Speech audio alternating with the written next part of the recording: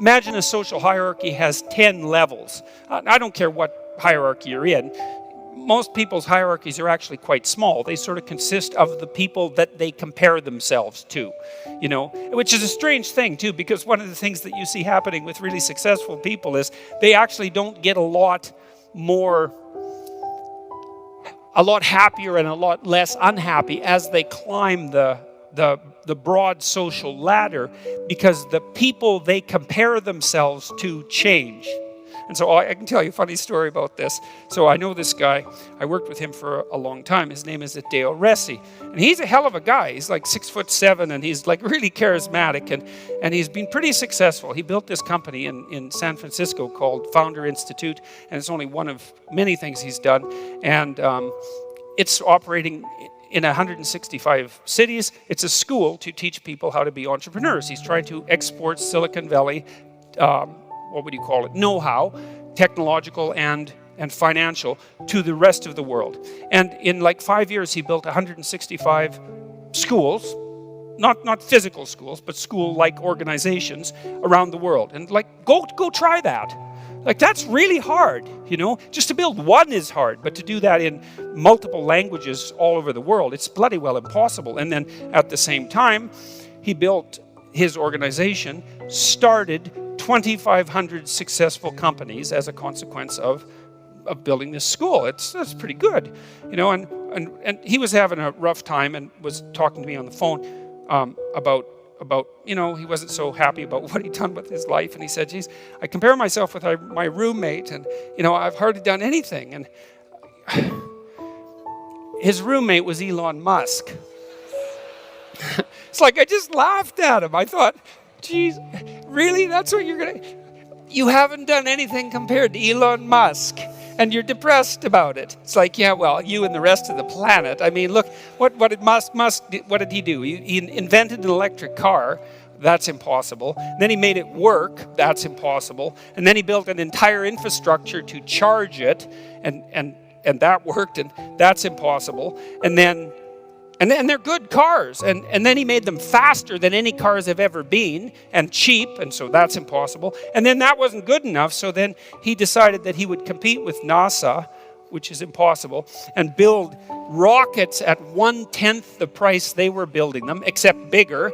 And then he would shoot his car on his rocket out into space. Right. And he did all that. And it's like Adeo was thinking, I've hardly done anything with my life. It's like, So, but my point is that,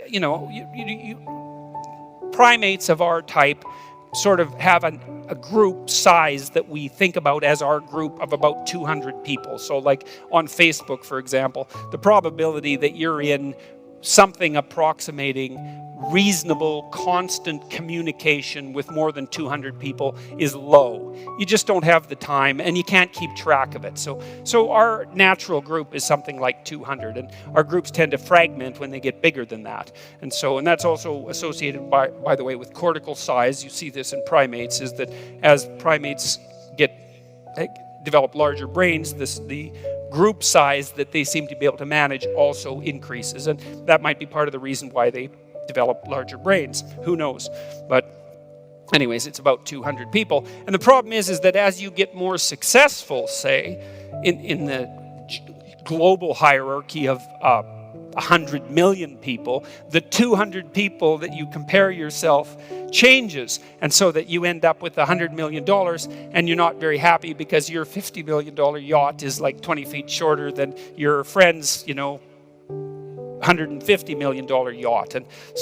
And you're high in neuroticism, so that makes you frustrated and disappointed, So anyways, it's important to understand. It's the message here, the point of this is that you have a system, this serotonin system, base of your neurophysiology. It also sets your brain up during embryonic development. So it really is the master control system in many, many ways. And it counts where you are in your hierarchy. And then it decides how much positive emotion and how much negative emotion you should feel on average because of your position.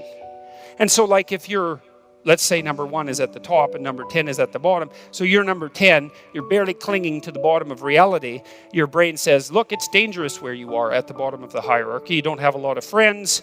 It's precarious down there.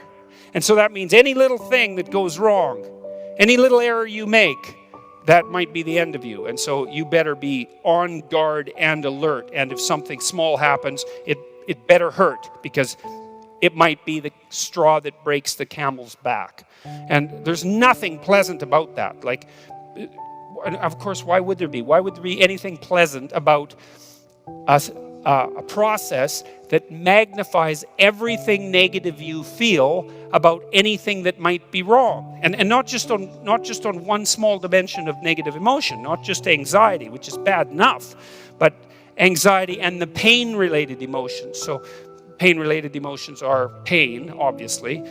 It generally indicates damage to a psychophysiological system, but grief is a pain-like emotion, and frustration is a pain-like emotion, and so is disappointment, loneliness as well. Those are all pain-like emotions, and have elaborated out of an underlying pain system. And so the negative emotion system is like a tree that has branches, and each of the branches is the separate negative emotion, but they're all tied together at the root. And positive emotions are like that as well, except they're not quite as differentiated. And so if your serotonin levels fall because you've suffered a hierarchical defeat, then the positive emotion system gets flattened so that good things no longer feel good, because it's dangerous to take risks, perhaps, if you're at the bottom of the hierarchy and you're not doing very well, which is why you're at the bottom. Why should you have any trust in yourself? And you don't have any friends, and you're not well situated in the social world. You're not going to be enthusiastically moving forward to do new things, and so your motivation for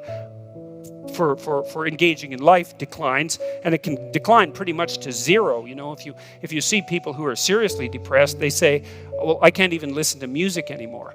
It just sounds flat and dead. And if you talk to someone who says that about music, they're pretty damn depressed, because music is one of those things that virtually everybody always enjoys, at least one genre or another.